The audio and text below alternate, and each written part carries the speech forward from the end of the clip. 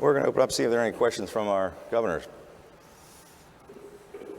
Anybody? Governor Hogan, I'll take one. I don't see where that's coming from, but jump right in. Thank you.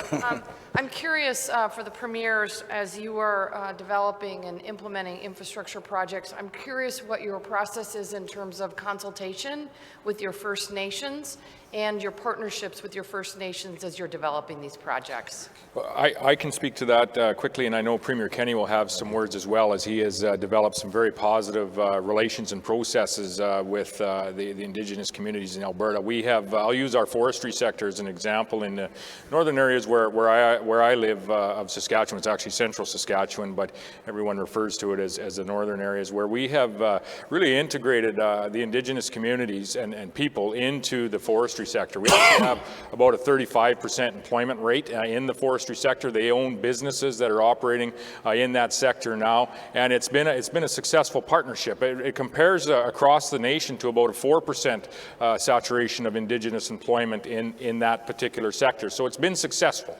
It's been successful for communities to be integrated not only in the employment area, but also to be owning businesses and operating businesses that are working in there, and really to be part of the sector, if you will. And so that integration, it didn't come easily and it didn't come quickly.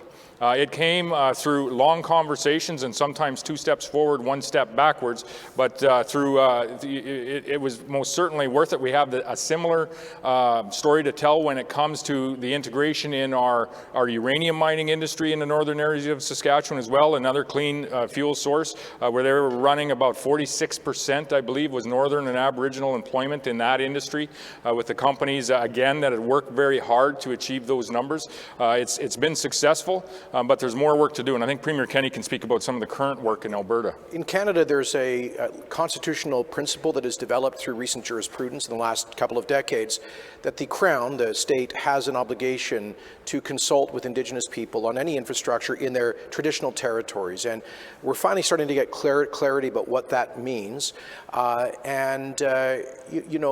has created some investor uncertainty. And at the same time, it has helped to bend the curve where the private sector is now much more willing to be proactive, to engage, to approach First Nations communities with benefit agreements. And now one of the challenges we find, though, is that many of the First Nations want to be partners in prosperity, want to move their people, often in remote areas, from poverty to opportunity through infrastructure jobs, construction jobs. But they don't have the financial depth to do so. And in many cases, they don't have the financial expertise or experience. So that my government has recently created a new Crown corporation, a state enterprise, called the Indigenous Opportunities Corporation, backstopped by $1 billion of our credit, to support Aboriginal co-ownership or financial participation in major resource projects. And there's great excitement about this. I brought together all 48 of our Indigenous chiefs shortly after being elected, and there was virtual unanimity about being partners in that kind of an approach. Great, thank you. Governor Herbert. Well, thank you. We're honored to have you all here as premiers, and welcome. We've had you many times before, and we hope you keep coming back. Premier Moe talked about the great athletes in Canada, and I'm proud to be the father-in-law of one of the greatest wide receivers in CFL history, Ben Cahoon. Yes, sir. Played for the Alouettes. That's right. And, you are correct. He was one of the greatest. In the Hall of Fame. Absolutely. Jersey, in fact. So we have fond memories of those days, and we appreciate our friends to the north. My question for you is this. You mentioned, Premier Kenney, about the delays that occur. It seems that we have not only the political fights here in the States, but sometimes those go into the legal courts, and litigation after litigation after litigation, long, many-year delay.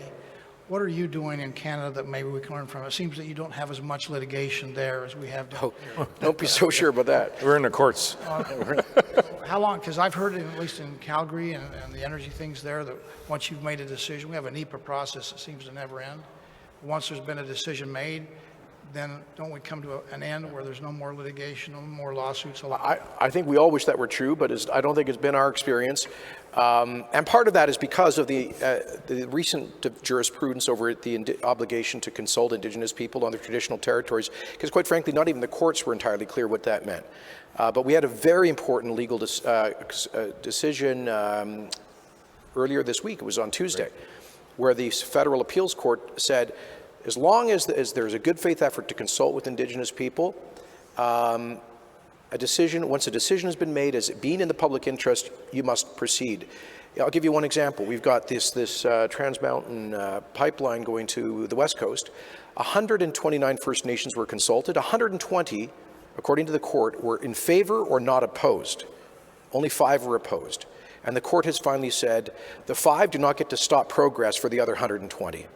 So there is now I would say legal clarity for the first time in a long time in Canada, at least on that dimension of law.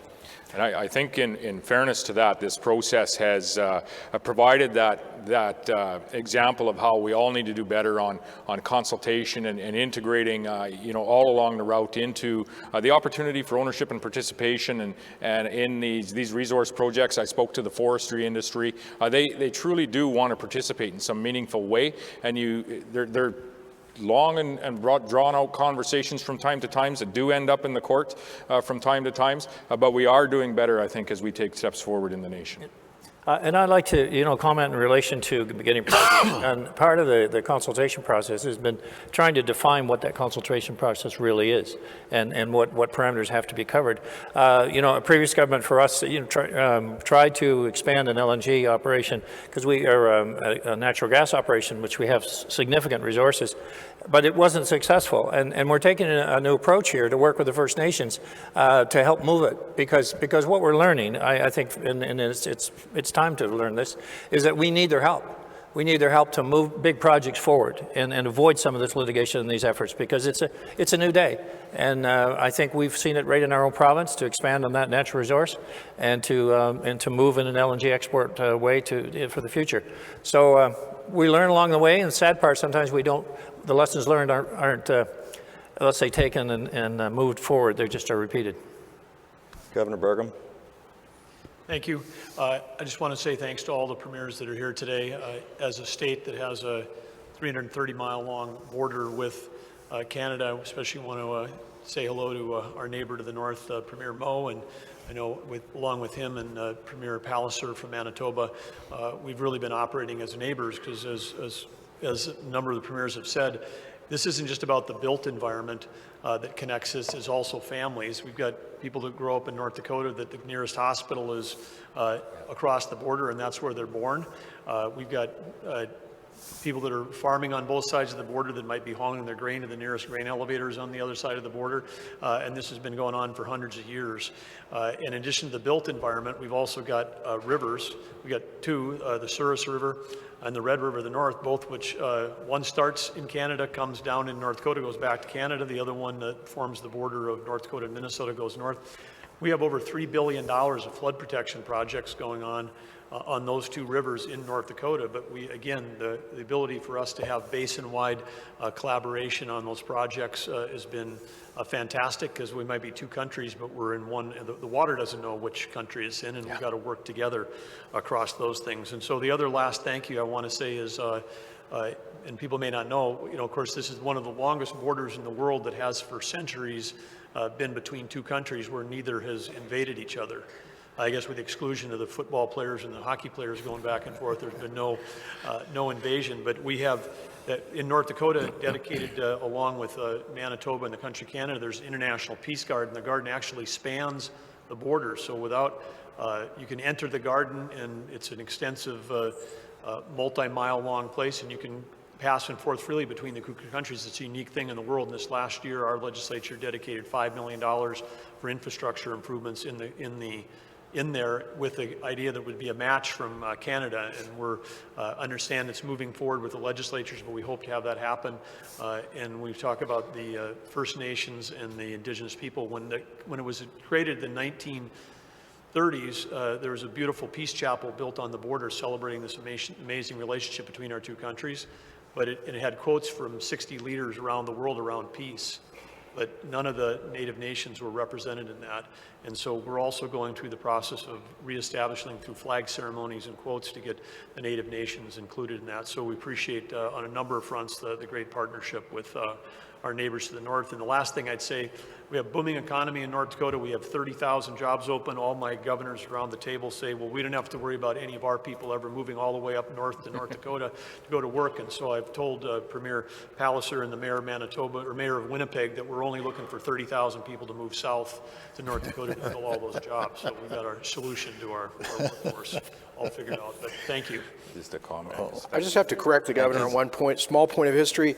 There was an invasion. In fact, there were 3 invasions of the Irish Fenians from New York State that you guys got loaded up and they sent up north in 1867, but that only lasted about 48 hours. So, and Governor, you're exactly right. The integration of families across the border, in particular in a close where we have a shared border between North Dakota and Saskatchewan, is closer than even we may know. As there may be one individual on this stage that has a daughter that is for the last 4 years has been attending MSU in Minot, North Dakota, and is now looking very much at the UND in Grand Forks, and she's, I think, eyeing up one of those 30,000 jobs down there maybe at the end of the day.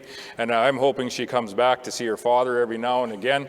I guess I let the big cat out of the bag on who that is, but you're right with respect to water infrastructure, and some of that's direct public investment for the most part that has been occurring north and south of the border for decades now on that particular river system that impacts Saskatchewan, North Dakota, as well as Manitoba. And we have a significant sized dam just north of the border where we have a joint operating agreement on that dam, so that we are always talking with respect to when the gates are open, how they are opening, and that investment is happening north of the border, doing its best to protect people south of the border, and then coming back as the water flows back into Manitoba. And I know there's been tremendous amounts of infrastructure more recently invested in North Dakota on that very same river system, and it's really a joint investment coming at it from both sides of that 49th parallel that is for the benefit of so many.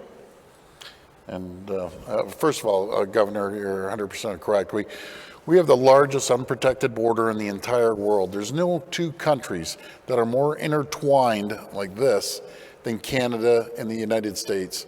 And I know I can speak for all of us. We're so grateful to have the greatest neighbor in the entire world, the United States. One thing, Governor, we need 250,000 people up in Ontario to fill the jobs. So after you get your 30,000, send the 250,000 up to Ontario. But if they came from North Dakota to Ontario, they'd be going down, not up. Yeah, I'm in all the states. Bring them up. I love them. We have maybe time for one last question, if anybody has one. Let me just quickly, we're just about out of time, but we talked about the USMCA. Anybody want to just weigh in on what this might mean, or just touch on kind of where you are in the process, how long it's going to take to get it done, what it's going to mean for you and for us? On the process, several of us met with Representative Lighthizer yesterday and with our Deputy Prime Minister, Chrystia Freeland, and we committed to do everything we can to accelerate this through Parliament. It is just been sent to committee. There was a federal election, so we were a little bit behind the curve in terms of getting this done. Yeah. But all 13 premiers, as the Premier Moe's mentioned, we've committed to try to get this accelerated, and I hope within a matter of days. Wonderful. That's my hope, anyway. Yeah.